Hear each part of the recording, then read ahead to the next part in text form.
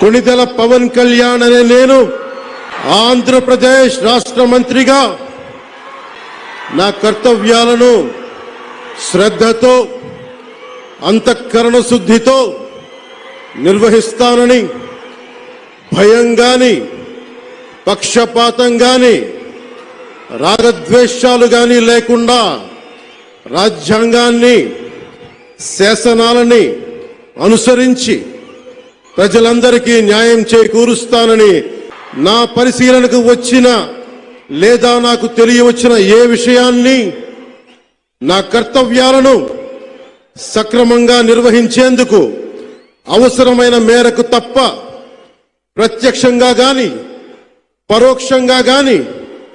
ఏ వ్యక్తికి లేదా వ్యక్తులకి తెలియపరచనని లేదా వెల్లడించనని దైవ సాక్షిగా ప్రమాణం చేస్తున్నాను.